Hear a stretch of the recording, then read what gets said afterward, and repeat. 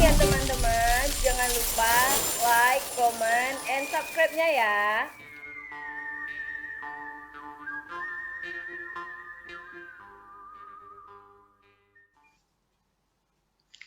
Bismillahirrahmanirrahim. Assalamualaikum warahmatullahi wabarakatuh. Selamat pagi para pelajar sosiologi dimanapun kalian berada. Pada pagi hari ini kita masuk sesi keempat ya, dalam kuliah kita teori sosiologi klasik. Pada pagi hari ini saya akan menceritakan satu tokoh lain yang cukup terkenal baik di kalangan politik, ekonomi, hukum, maupun sosiologi, yaitu Karl Marx. Ya. Karl Marx itu orang Jerman. Ya. Kalau orang Inggris biasanya sebut Charles. Ya. Kalau orang Spanyol disebut Carlo. Ya. Kalau orang Perancis mungkin disebut Karel. Ya. Karel. Ya. Jadi Karl Marx ini ya termasuk tokoh sosiologi atau tokoh politik atau tokoh hukum, karena sebetulnya beliau ini adalah ahli filsafat. Ya. Bapaknya adalah seorang pengacara ya, pengacara di Jerman. Ya, tentu anaknya ingin menjadi seorang pengacara juga, maka Karl Marx ketika umur 18 tahun disekolahkan oleh ayahnya masuk ke Fakultas Hukum ya, di salah satu universitas di Jerman, tetapi Karl Marx tidak menyelesaikannya karena tidak berminat. Kemudian dia pindah ke universitas lain ya, yaitu mengambil jurusan filsafat. Maka sebetulnya Marx adalah ahli filsafat, bukan ahli sosiologi atau ahli hukum atau ahli politik. Tetapi pemikiran Marx ini kemudian berlanjut dan berkembang dan sangat menginspirasi di bidang ilmu-ilmu lainnya, terutama ilmu-ilmu yang terkategorikan dalam rumpun ilmu sosial, yaitu hukum, politik, ekonomi, dan termasuk sosiologi. Nah, Marx ini dikenal dengan aliran materialisme. Ya. Materialisme, jadi materi itu kebendaan, fisik. Ya. Sama sebetulnya dengan aliran yang sebelumnya kita bahas kemarin, ya, tentang positivisme. Karena positivisme juga pendekatannya adalah pendekatan materi. Ya. Sesuatu itu harus terlihat, nyata, dan terasa oleh kita. Jadi Marx dikenal dengan materialisme, kemudian nanti teorinya dikenal dengan materialisme historis, ya, sejarah kebendaan, ya. Kemudian determinisme ekonomi. Jadi segala sesuatu itu sangat dipengaruhi oleh ekonomi, ya. Apapun itu, ya. Termasuk saya, kalian semua dipengaruhi oleh ekonomi. Ekonomilah yang menentukan apapun, ya. Misalnya seleramu ditentukan oleh isi dompetmu, gitu. Pakaianmu ditentukan oleh kantongmu. Ya. Jadi semua kita ini hidup untuk materi, khususnya yaitu ekonomi. Kalian pun kuliah sekarang atau besok atau ke depan sampai S2, S3 sebetulnya tujuannya adalah untuk mencari materi. Materi itu apa ya? Ekonomi ya. Supaya kalian bisa survive, bisa bertahan seperti itu. Jadi sejarah itu adalah sejarah ekonomi, sejarah kebendaan. Apapun itu selalu terkait dengan ekonomi. Kekuasaan pun seperti itu. Jatuh bangunnya kekuasaan pasti terkait dengan ekonomi. Itu pemikiran Marx seperti itu ya. Jadi kalian tolong siapkan catatan kalian, buku kalian ya. Buku-buku yang saya suruh kemarin tolong dibaca ya. Jadi intinya Marx menceritakan seperti itu.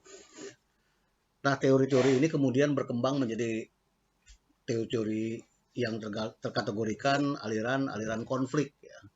Aliran konflik ini kemudian di belakang hari berkembang menjadi Marxis, non-Marxis, dan neo-Marxis. Ya.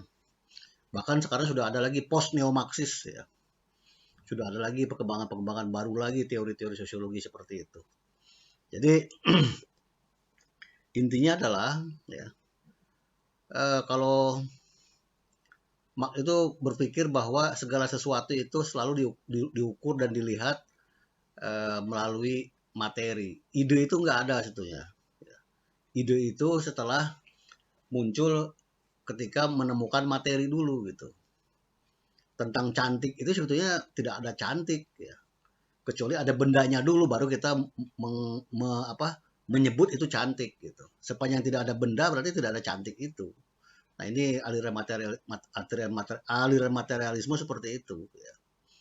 Jadi otak pun seperti ini ya, seperti bayi yang baru lahir otaknya masih kosong dia belum tahu itu tentang uang, tentang cantik, tentang indah belum tahu. Tapi ketika dia melihat sesuatu, ya, ketika kita mulai berkembang, mulai berpikir, mulai mengenal sesuatu, mulailah masuk materi ke situ, ke dalam ke dalam pikiran kita, ke dalam benak kita. Kalian kan banyak hal-hal yang dulu mungkin tidak tahu, ya, karena bendanya belum ada, karena bendanya belum kalian kenal. Padahal benda itu sebetulnya udah ada, dari dulu udah ada. Tapi kalian belum kenal, tapi begitu kalian kenal, barulah kalian menamai benda itu. Misalnya materi-materi yang ada di sekitar kita. Seperti virus corona misalnya. Dulu corona mungkin apakah baru sekarang? Mungkin sudah ada dari dulu-dulu, tapi kita tidak mengenal. Ya. Tapi sekarang baru muncullah namanya corona itu. Walaupun mungkin dari modifikasi dari virus-virus sebelumnya. Tapi yang namanya virus dari dulu udah ada. Jadi sesuatu yang materi itu memang tersirat ya dan kelihatan oleh kita gitu. Walaupun mungkin tidak semuanya bisa terlihat tapi bisa kita rasakan gitu. Itu materi-materi seperti itu. Jadi pemikiran Marx seperti itu ya. Nah, inilah akhirnya berkembang nanti menjadi pemikiran-pemikiran yang terkait dengan yang luar biasa di belakang hari ya, tentang materialisme historis, determinisme ekonomi, sejarah kebendaan, kemudian sehingga melahirkan kapitalisme. Kapitalisme itu intinya adalah kapital ya. Kapital itu modal ya. Modal itu artinya uang ya. Kenapa bisa muncul kebendaan seperti itu atau uang itu? Karena orang semuanya mengejar materi ya. Apapun itu. Tidak ada orang yang mengejar materi dan semua butuh materi gitu.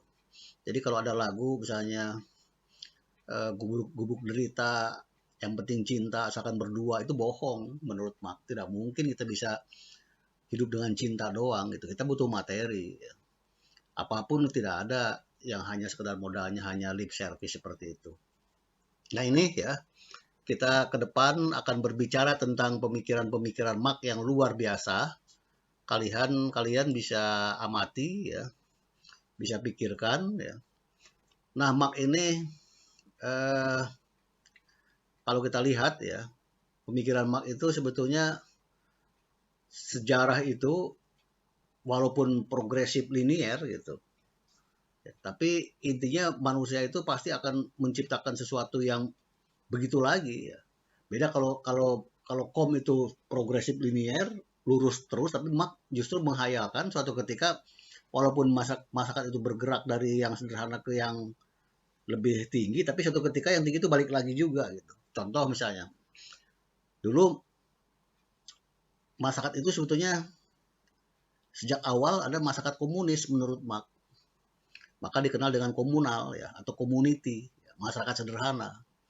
Dulu tidak ada yang namanya tanah atau misalnya modal segala macam karena kompak ketika itu. Ketika itu masyarakat masih kompak karena hidup dalam kafilah-kafilah yang nomaden. Jadi tidak ada kita memikirkan tanah, memikirkan apa, yang penting kita ikut aja mengalir seperti itu. Itu menurut Marx seperti itu. Ya ketika masyarakat zaman masih food gathering ya, masih mengumpulkan makanan, masih zaman meramu, kepala suku memang sudah ada. Nah ini kontradiktif ya, kata Marx masyarakat tanpa kelas, tapi sebetulnya dalam masyarakat komunal ya sebetulnya sudah ada kepala suku ya. Kepala suku artinya stratanya udah tinggi juga sebetulnya pemikiran ini ya. Jadi agak kontradiktif di sini Marx mengatakan nanti di belakang hari akan cerita masyarakat tanpa kelas. Tapi ketika menceritakan bahwa dulunya masyarakat itu adalah dalam satuan komunal ya, masyarakat guyup, ternyata dulu juga sudah ada sebetulnya ketika zaman meramu atau zaman food gathering yang namanya seperti itu sudah ada kepala suku. Kepala suku artinya lebih tinggi stratanya. Nah, mereka lah yang memimpin kafilah-kafilah ya dalam masyarakat monomaden ya. Kalau mereka ada makanan dia berhenti, ada sumber makanan berhenti. Ketika sumber makanan udah habis karena wabah, karena bencana, karena macam-macam, maka pindah lagi dia. Waktu itu belum ada teknologi apapun. Dan di situ ketika itu kompak ya, kepala suku saling sangat melindungi klannya, keluarganya, kelompoknya, saling berbagi, kompak, tidak ada penindasan seperti itu. Nah ini masyarakat itu seperti itu dulu gitu. Kemudian ketika masyarakat sudah mulai menetap, tinggal di satu kawasan, ya, karena mungkin sudah mulai harus bercocok tanam gitu. Karena dia menetap, makanan juga mulai menipis, maka dia harus bercocok tanam. Nah, ketika bercocok tanam inilah mulailah teknologi pertama kali ditemukan, yaitu teknologi pertanian. Ketika orang bercocok tanam, mulailah penguasaan lahan di situ. Pernah saya ceritakan di mata kuliah gender, sehingga disinilah terjadi domestikasi terhadap perempuan. Nah, tapi ini kita oke lah kita abaikan dulu tentang itu ya. Jadi ketika masyarakat mulai menetap, maka mulailah orang bercocok tanam, berlomba-lomba menguasai lahan. Ya. Sehingga terjadilah kadang-kadang perang antar suku, ya, karena penguasaan lahan, perluasan lahan, nah, seperti itu, teritorial. Ya. Mulailah di sini feodalisme muncul. Jadi setelah masyarakat komunis, baru muncul beralih ke masyarakat feodal, ya, feodalisme penguasaan lahan. Siapa yang kuat, siapa yang hebat, dia bisa menguasai lahan yang banyak. Gitu. Siapa yang lemah, maka tidak ada lagi dia kekuasaan. Nah, seperti itu. Jadi mulailah ketika manusia mulai menetap, teknologi pertanian, mulai lahan dikuasai, terjadilah feodalisme, mulailah situ modal, perburuan, perbudakan, dan lain-lain. Nah, dari sini pemikiran seperti inilah memunculkan masyarakat yang namanya kapitalis di atas itu. Setelah feodalisme muncul kapitalis, ya, yang menguasai lahan itu biasanya kalau dulu yang paling kuat itu adalah orang yang paling kekar segala macam yang bisa menundukkan anak buahnya segala macam. Tapi ketika kapitalis mulai naik, karena dia punya kekuasaan tentang sumber daya, ya, baik sumber daya modal, misalnya tanah dan lain-lain, dan kemudian perbudakan seperti itu, maka muncullah ketimpangan di sini menurut Marx. Ya. Maka setelah feodalisme muncul masyarakat kapitalis, ya, masyarakat yang menguasai modal. Nah, Marx di belakang hari akan bercerita, ya, gambaran umum dulu ya, saya ceritakan. Setelah munculnya ketimpangan seperti ini, kapitalis dengan Marx menyebutnya kaum proletar, ya, kaum miskin, kaum budak, ya, maka terjadilah nanti ketidakpuasan dari kalangan kaum budak itu. Marx berharap akan terjadi pemberontakan dari masyarakat budak itu, ya, dengan terciptanya kesadaran kelas untuk merebut kembali, ya, tentang hak-hak mereka yang dikuasai oleh kapitalis yang notabene hanya segelintir orang gitu. Maka terjadilah revolusi kelas, kemudian masyarakat tanpa kelas lagi. Ya. Ketika masyarakat tanpa kelas lagi, balik lagi ke komunis lagi gitu, karena akan dikuasai oleh bersama-sama. Itulah idealisme Marx seperti itu pemikirannya. Karena masyarakat itu menurut Marx akan berulang lagi sejarah itu gitu. Nah ini pemikiran Marx di belakang hari bagaimana kontribusinya dalam perkembangan politik, ekonomi, dan hukum, termasuk dalam sosiologi. Kita akan berbicara dalam kuliah yang singkat, ya. Saya hanya ngomong mengalir saja, ini apa yang di benak saya, ya. Mudah-mudahan walaupun tidak runtut seperti ini, ya, kalian mulai terbuka pemikiran baru untuk memahami satu teori yang nanti di belakang hari akan sangat berpengaruh pada tokoh-tokoh dan teori-teori yang lain. Dan sampai saat ini masih banyak penganutnya, penggemarnya, walaupun seringkali diidentikan komunisme itu seolah-olah dengan PKI, ya. PKI itu partai politik, itu Marx tidak pernah bercerita tentang itu, ya. Tapi memang ideologi atau pemikiran Marx kadang-kadang diadopsi oleh kaum-kaum yang seperti itu, ya, untuk mempraktekkan hal-hal yang lain. Itu konteksnya bukan dalam kajian kita, ya. Kita belajar bagaimana pemikiran seperti itu. Baik, ini sudah 14 menit, ya, mudah-mudahan kita tutup dulu, ya. Karena ketika saya polling kemarin, ya, mahasiswa banyak yang meminta bahwa saya ada apakah 10, 15 atau 25 menit untuk saya berbicara di forum-forum yang kecil seperti ini. Ternyata paling banyak hampir 87% kawan-kawan kalian minta saya antara range 10 sampai 15 menit. Baik, saya kira itu dulu, ya. Walaupun mungkin ngomong seperti ini, mudah-mudahan ada manfaatnya. Terima kasih. Assalamualaikum warahmatullahi wabarakatuh.